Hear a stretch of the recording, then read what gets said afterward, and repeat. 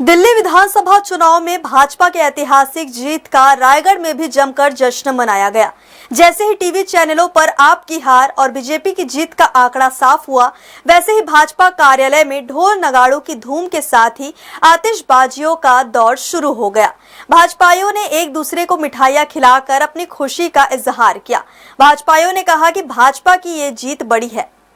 26 साल के लंबे इंतजार के बाद देश की राजधानी दिल्ली की सत्ता में भाजपा की वापसी हो गई है। केंद्रीय नेतृत्व प्रधानमंत्री नरेंद्र मोदी के चेहरे और गृह मंत्री अमित शाह के कुशल प्रबंधन में लड़े गए इस चुनाव में भाजपा ने आम आदमी पार्टी के चारों खाने चित्त कर दिए और अपनी ऐतिहासिक जीत दर्ज कर ली।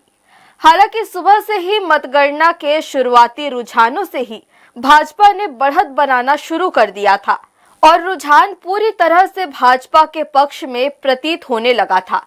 लिहाजा रायगढ़ में भाजपाइयों द्वारा जश्न की तैयारी शुरू कर दी गई थी और जैसे ही रुझानों ने नतीजों का शक्ल अख्तियार करना शुरू किया और भाजपा की जीत सुनिश्चित हो गई, भाजपा कार्यालय में आतिशबाजियों का दौर शुरू हो गया और जश्न मनाने का दौर शुरू हो गया।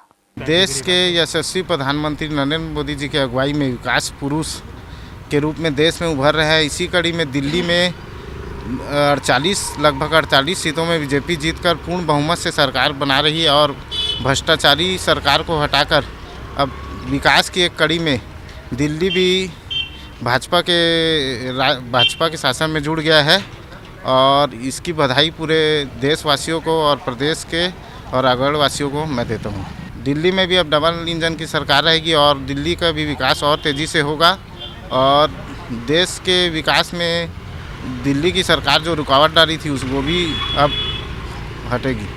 दिल्ली में भाजपा की शानदार वापसी के बाद जिला भाजपा कार्यालय में जमकर जश्न मनाया गया। भाजपाइयों ने एक दूसरे का मुंह मीठा कराकर अपनी खुशी का इजहार किया और जीत की बधाई भी दी।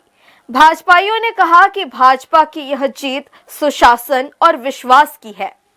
हर्ष न्यूज के लिए श्याम देवकर की रिपोर्ट।